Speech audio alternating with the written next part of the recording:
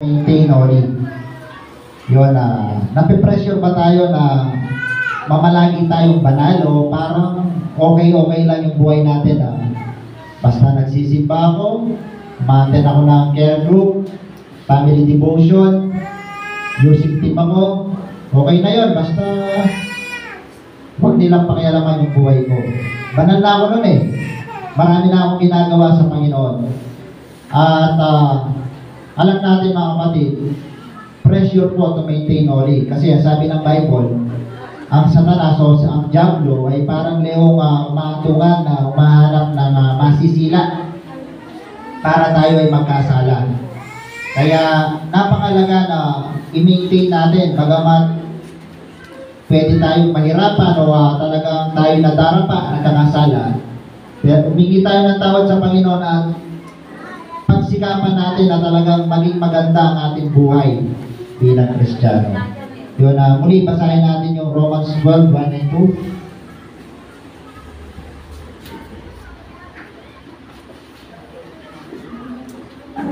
Papulas ka na. Sige, dito na lang sa Bible ko. Yun, sabi rito, kaya nga mga kapatid, nakikiusap ako sa inyo alang-alang sa maraming pagkakataong kinawaan tayo ng Diyos. Ibigay ninyo sa Kanya ang inyong mga katawan bilang mga handog na buhay, banal at kalugod-lugod sa Kanya. Ito ang tunay na pagsamba sa Kanya. Huwag ninyong tularan ang mga ginagawa ng mga tao sa mundo ito. Hayaan ninyong baguhin kayo ng Diyos sa pamamagitan ng pagbabago ng inyong mga isip para malaman ninyo ang kalooban ng Diyos kung ano ang mabuti, ganap at kalugod-lugod sa Kanyang paningin. Lord, bago po tayo magtuloy-tuloy ay humingi po tayo ng wisdom sa Panginoon. Tayo po yung manalangin. Lord, salamat po sa araw na ito. Ang araw na ito ay tinatawag na Lord's Day, araw para sa inyo upang kami sumamba, magpuri, pasalamat, alalahanin ang yung ginawa sa amin doon sa krus ng Kalbaryo, sa aming Lorsada at pumamayan. At the same time, Panginoon, upang matuto, upang mapagpala sa iyong salita. Ang mga oras pong ito ay oras po na iyong mensahe. Salamat po at ito po yung pagkain po ng aming kaluluwa upang bitbitin po namin ang nais mong iparating, insight na gusto mong malaman po namin sa iyong mensahe. Lord, bigyan niyo po ng wisdom ang iyong anak, yung lingkod, maging mga kapatid na makikinig. Tunay nga po na bawat detalye na nais mong sabihin sa amin ay tumatak sa aming mga puso, Panginoon. Pagpalain niyo po ang oras na meron kami hanggang sa matapos po ang gawain ito. Salamat po sa kapatiran na meron kami dito sa San Jose. Pagpalain niyo po ang leadership, ang bawat membro, ang bawat department o anumang mga ministry na meron kami dito, Panginoon. Tuloy niyo pong gabayan, palakasin, at patnubayan ng Santong Espiritu ang lahat-lahat po sa aming mga buhay, sa aming mga gawain. Ito po ang aming dalangin sa tayong pangalan ng Panginoong Jesus. Amen. Yun, nice kong introduction si Alyssa Valdez. Tama ba yung volleyball player? Sino yung nakakilala ng pwede kita sa kamay? Ewan ko yung mga may edad kung kilala yun. Yung mga bata siguro sa aming edad at sa mga young people, medyo kilala ito. Isa po itong mahusay na volleyball player. Yun, minsan nanonood akong TV, in-interview yung team nila. At marami akong natutunan at naisip kong gawin nga introduction ito sa mensahe. Yun, kung hindi ako nagkakamali, nasa 7 hanggang 8 champion na ang kanilang nakakamit bilang team. Bago, yung mensahe natin, pressure to maintain holy, sila naman, pressure to maintain champion. Ang Bible po, gusto rin tayo maging champion o laging panalo. At binanggit po yan ni Pablo, ni Apostol Pablo. Dapat lagi tayong top 1 sa kung ito'y takbuhan, tayo yung laging nananalo o number 1. Ganyan po yung Christian life o buhay Kristiyano. Sa anumang larangan, sa gawain sa church, sa family, kung saan ka man, tinitingnan ka ng Diyos. Baga, gustong lagi sabihin ng Diyos sa'yo, number 1 ka Nomer sa pagiging kontraktor.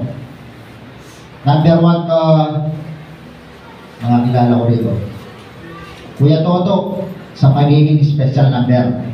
Di ba, lahat ng ginagawa natin, gusto ng Panginoon, number one, the best. Kaya napakalaga sa buhay po natin. Tulad po ng team ni Eliza Valdez, ito po yung mga narinig ko sa kanila pag ini-interview sa isang sports channel. Kaya sila nananalo, meron silang chemistry, magandang samahan.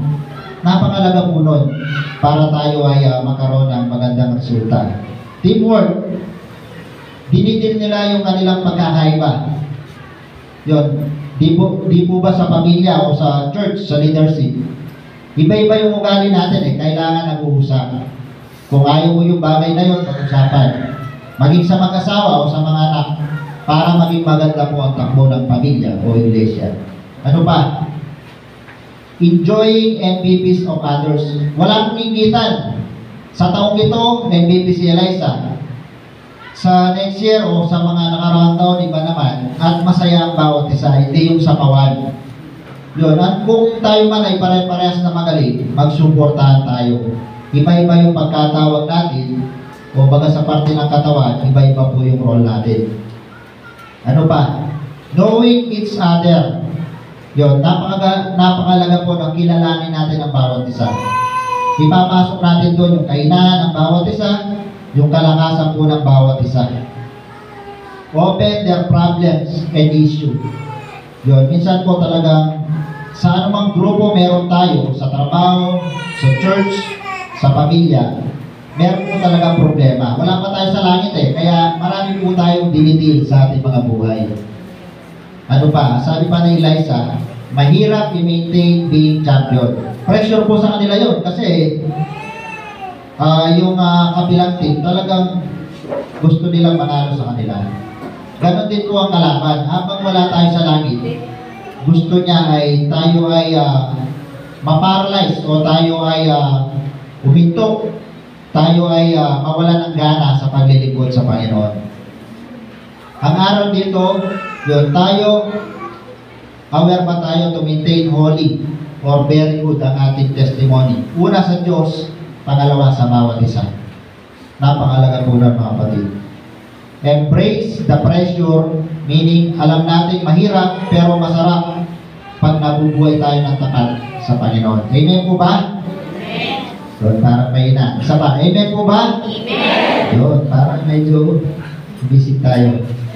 Isang halimbawa pa mga kapatid, nabanggit ko na kanina, si Apostol Pablo, gusto niya yung baga sa boksingero daw, hindi ka tumatama sa hangin, wala kang tinatamaan. Sa ating paglilingkod o paggawa, ano man yan, sa church, tulad ng aking nabanggit, sa pamilya, sa trabaho, gusto ng Panginoon, talagang natutulbog ko. Anong kahulugan nun? Ibig sabihin talagang sulit kapag ginawa mo yun talaga, Lord, para sa iyo to. Alam ko, gagawin ko to, magpipray ako sa iyo ng wisdom, ng kalakasan, magagawa ko ito ng tama. Halimbawa, music team. Nakita ko sa kanila kanina, nag-pray pa dun sa ano. Bagay, hindi ka lang tumutugtog, umangawit, instrumental, kundi, Lord, ang aming gagawin pagsambat pagawin na to para sa iyo. Gusto ko the best. Yun yung masarap po sa paglilingkod. Sa ating pagpapatuloy, tumako na po tayo sa mga puntos. Number 1, ABC lang po to. Letter A, active. Ano po sabi ng verse? Ulitin ko po. Kaya nga mga kapatid, verse 1, chapter 12, Romans, nakikiusap ako sa inyo alang-alang sa maraming pagkakataong kinakawaan tayo ng Diyos. Ibigay ninyo sa Kanya ang inyong mga katawan bilang handog na buhay, active po yan, banal, at kalugod-lugod sa Kanya. Ito ang tunay na pagsamba sa Kanya. Yun, praise God po. Ang San Jose po, ilang taon na po yung San Jose? Natatandaan pa natin? 18? Diba? Para sa River 1, hindi kami makakakuha ng birthday. Yun, malaga, nabubuhay pa o nandito tayo. No? Sa River 1 po, madalas po, napapahiya o nalulungkot ako. Bagaman hindi ako yung unang pastor doon, siguro nasa pang-4, 5 o 6 na ako. Matanda na po yung River 1, yung po yung panganay. Minsan, nasa 20 lang kami, 30, masaya-masaya na ako. Parang tumatalo na ako. Kayo po, bata pa. Baga, sabihin natin 20 anyos, pero umaabot kayo ng 11 o 11 years pa lang. Pero umaabot kayo 50 patas, pumapalo pa kayong sandaan. Kaya, purihin po ang Panginoon, ibig sabihin, nandito sa inyo yung number 1, active. Yung Romans 12:1, nakikita sa buhay ng bawat isa. Siyempre, una, ang Panginoon, pangalawa, yung mga ginagamit niya, yung mga lingkod o mga nangunguna sa atin. Kaya napakalaga po na maging active tayo. At isa pang bagay sa active, yung paglilingkod, sabi rito, servanthood is not about position o ministry or skill. It's about attitude. Yun, pag-pray po natin yung ating attitude o yung ating pag-uugali. Kapag mabuti po ang ating attitude, talagang ang Panginoon, i-bless niya po yung gawain. Una, sa leadership, yung bawat ginagamit, nag-lead sa ministry. Kapag maganda po yung ating buhay, hindi lang yung magaling kang mag-mensahe, tumugtog o ano pa man, magturo, lalo digit maganda ang iyong buhay. Ang iyong pag-uugali, ang iyong disposisyon sa mga nakakasama natin mga kapatid, mga matagal man yan o mga bagong kapatiran. Yun, balikan ko si Eliza Valdez. Yun, meron sila mga sistema. Bago, ang bawat team po o lalo din yung mga nag-lead, yung coach, meron silang sistema, meron silang disiplina, meron silang practice. Active sila sa mga bagay na yun, kaya nagre-resulta ito ng maganda. Sa church, yun, meron din tayong ganon. Meron tayong linggo, prayer meeting. Dito nakikita ko minsan na napopost yung family devotion. Napakalaga pong bagay yan, mga hindi tumitigil yung mga spiritual activities para lumago yung mga kapatid. Kaya pag-pray po natin na magpatuloy yan hanggang dumating ang ating Panginoon Jesus. Ano pa? Ang sabi ng Panginoon sa kanyang Ama, ang aking pagkain ay gawin ang kalooban ng Ama. Baga, ano yung dating sa atin ito? Nawa sa buhay natin, buhat nung tayo naging Kristiyano, ito na yung maging puso natin o isip. Ang sinabi ni Jesus, ang aking pagkain ay gawin ang kalooban ng Panginoon. Baga, dito na iikot yung buhay natin. Bagamat tayo may pamilya, may trabaho, ano pa mang ginagawa natin, pero ito yung major sa ating buhay, ang Panginoon at kanyang gawain. Baga, hindi naman tayo magpapabaya konektado o parte pa rin yung mga bagay na yun. Pero, kung yung mga bagay na yun, yun yung mga lalamang, magiging Diyos-Diyosan po yun. Baga yun, suporta lang. Meron kang pamilya, gusto mo maging Kristiyano yan. O kung Kristiyano na, praise God. Meron kang trabaho, hindi ka lang mabubuhay sa trabaho. Papagawa ng bahay, sasakyan, ano pa man. Kaakibat dito yun. Kaya sinabi ng Panginoon, ang kanyang gusto ay gawin ang kalooban ng Panginoon. Ang kanyang pagkain ay gawin ang kalooban ng Panginoon. Number 2 na po tayo. Letter B, balakid. Romans 12 verse 2, basahin ko po. Huwag ninyong tularan ang mga ginagawa ng mga tao sa mundo ito. Hayaan ninyong baguhin kayo ng Diyos sa pamagitan ng pagbabago ng inyong mga isip para malaman ninyo ang kalooban ng Diyos kung ano ang mabuting ganap kalugod-lugod sa kanyang Panginoon. Ano yung malaking porsyento ngayon na pwede magkasala yung Kristiyano? Mga bagay, mag-isip kayo ng isang bagay. Ano yun? Na ginagamit madalas ng tao. Yun, sa'yo, pera. Ano pa? Cellphone. May narinig ako cellphone. Di ba cellphone, open na open yan? Parang bibigyan eh. Pwede ka maglagay dyan ng mabuti, pwede ka rin maglagay dyan ng hindi mabuti. Kaya, nawa tayong Kristiyano, maingat tayo sa paggamit ng gadget o cellphone. Ako minsan parang natuwa ako. Di ba merong app na yung lalaki pwedeng gawin babae? Parang maganda pala ako. Naipos ko yata. Tapos bigla akong nireview ng isang kapatid. Hindi mo na maalala kung sino kapatid. Natutuwa ako, nireview ako ng kapatid. Kasi minsan natutuwa ka lang post ka ng post. Hindi mo alam na compromise pala yung pagiging Kristiyano mo. Kaya yung mga kapatid, even yung mga nag-aaway, mga marites, minsan kahit Christian tayo, meron tayong kaway sa ipopost natin na ganito. Yun, Hindi ko po alam yung buhay ng bawat isa. Pero iwasan po natin mga bagay na gano'n. Kung kaya natin upuan o ipag-pray, kung di pa natin kaya na harapin yung tao na yun, ipag-pray natin. Humingi tayong advice sa mga kapatid natin o mga namumuna sa atin sa church. Hindi po solusyon yung ipaalam natin sa buong mundo yung ating problema. Ako, marami po akong member na gano'n. Minsan talaga, kahit pinagsasabihan ko sila, siguro yun yung puso nila. Talagang gusto nilang makaganti o makapagsalita dun sa umaway o gumawa ng di maganda sa kanila. Pero hanggang maaari mo mga kapatid, alam po natin ngayon na dyan umiikot ang buhay natin sa cellphone o social media. Ano yung madalas sabihin o maalala dyan? Think before you click. Yun, alam natin kapag naiyan na natin yun yun na magpapakita kung sino tayo. Minsan kahit hindi man tayo gano'n, iba-iba yung conclusion ng mga nakakabasa, nakakakita sa ating mga ginagawa o pinupost. Yun, ipinapaalala na sa atin ang salita ng Panginoon na marami pong ino-offer ang mundo ito. Kaya ingatan natin ang ating sarili, sikapin natin na maging pagpapala o mabuti ang ating patotoo sa lahat ng ating ginagawa. Yun, isang bagay pa, ano ang ating pag-ugali kapag kasama natin ang hindi Kristiyano? Yun, siyempre sa trabaho, hindi naman lahat kayo Kristiyano sa school. Sino nga kapag kasama mo yung mga tao na yun? O nakakalungkot, minsan kahit Kristiyano kasama mo, magulo ka pa rin. Meron mga ganong Kristiyano eh. Baga, dinidisplay niya na yung ugali niya sa mga kapag kasama niya yung mga hindi Kristiyano. Minsan nakakalimutan niya na Kristiyano rin ang mga kasama niya. Yung hindi magandang pag-uugali o kilos, minsan nakikita na kahit mga kapatiran o mananampalataya yung mga kasama. Ano ang paalala sa atin ng Galatia chapter 5? Yung mga iba't ibang kasalanan o pwede pong nagagawa ng isang Kristiyano. Tignan po natin medyo marami po itong verse na to para maging paalala sa atin.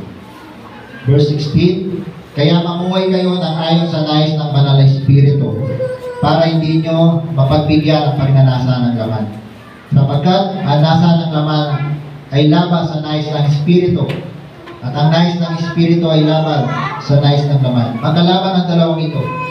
Kaya hindi nyo magawa ang gusto ninyong gawin. Ngunit kung nagpapasakop na kayo ng Banal na Espiritu, hindi na kayo sakop ng kautusan. Ang mga tao sumusunod sa nasa ng laman ay makikilala sa gawa nila. Ito po yung mga bagay na pwede tayo magkasala o makompromiso bilang Kristiyano. Sexual na imoralidad, kalaswahan, kaalayan, pagsamba sa Diyos-Diyosan, pagkukulang, pagkapot, pag-aaway, pagkasakit, pagkagalit, pagkamakasarili, pagkawatak-watak, pagkahati-hati, pagkaingit, paglalasing, pagkahilig sa kalayawan, at iba pang kasamaan. Yun mga kapatid, marami meron po tayo nagagawa sa mga kasalanan na yun. At nawa ay makikita po natin ito at isuko sa Panginoon sapagkat ito po ay balakid. Even tayo ay may ministry, pastor, o ano mang ginagawa natin, preacher, song leader, music team. Nakikita po minsan sa atin ang mga bagay na ito.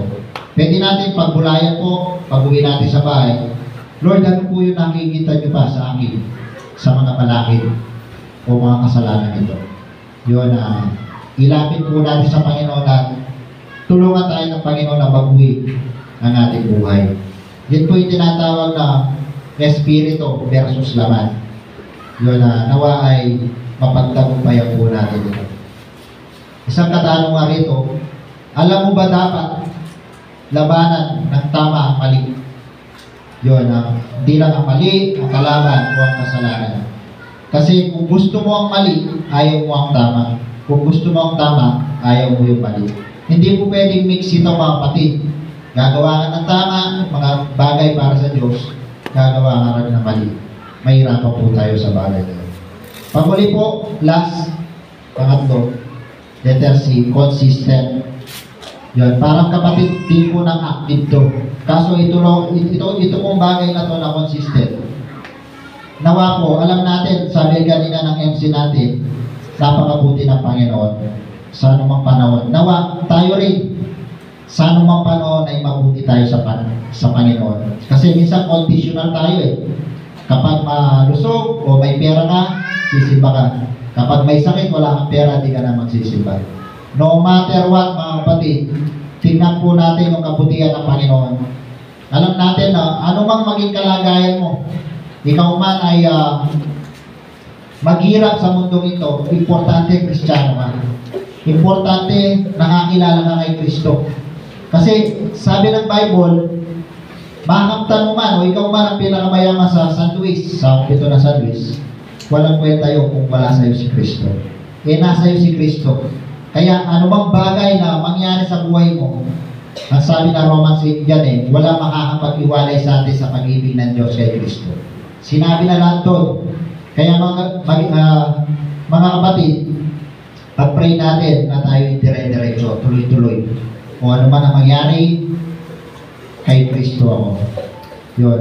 Gusto ko nga iwan dito sa number 3, yung sitwasyon ni na Pablo doon sa Acts 16. Yun, napakarami pong ginawa ni na Pablo doon at Silas. Yun, sa kabila ng pressure, sila po ay nanatiling panalo o champion sa harap po ng Panginoon. Una, nagpipray sila. Sabihin natin prayer meeting nila o gawain po nila. Pero may dalagang mangulat na naggugulo sa kanila. Nirebuke ni Pablo in the name of Jesus, sa pangalan ni Jesus. Lumayas ka. Yung masamang espiritu sa dalagitang iyon. Ano pa? Pangalawa, mayroong boss na dalaga. Yung dalaga. Yun paratang na mali kina Pablo.